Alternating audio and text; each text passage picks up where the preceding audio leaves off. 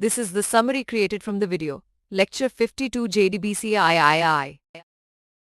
The video begins by explaining the steps to establish a connection from a Java application to a remote MySQL database, using URL, username, and password to obtain a connection object, with a console print statement confirming the successful database connection, and a try-catch block to handle exceptions during the process.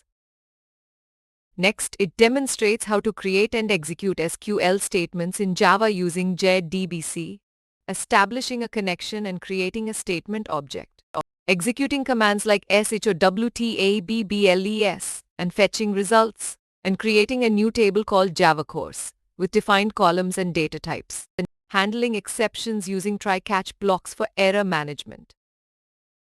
It then moves on to inserting records into the table using the connection statement and result set objects to execute SQL queries, establishing a connection, executing SQL statements like SELECT or INSERT, obtaining results as a result set object, and processing and displaying data using loops and print statements with an example of reading user input, preparing a statement, binding values and executing an update to insert a new record.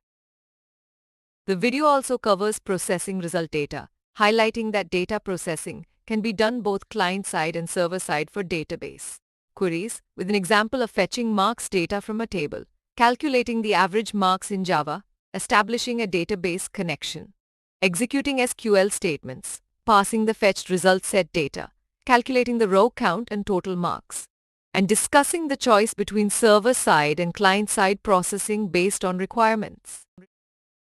It then demonstrates updating a record in a table, covering exception handling, establishing a database connection,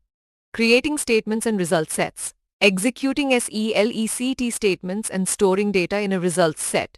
updating records using a new PDATE statement with conditions, and retrieving updated records and checking success with a try-catch block.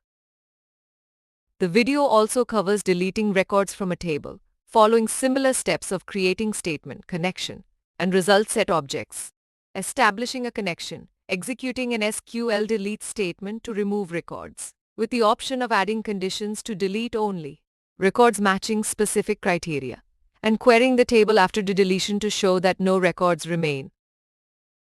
It then moves on to dropping a table, which permanently removes the table from the database regardless of the records it contains. Showing how to display all tables in a database, uses showtabbles.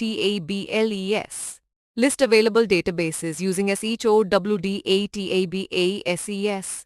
and retrieve query results for printing using getResultSet, with a demonstration covering SQL Server and JDBC driver installation in detail.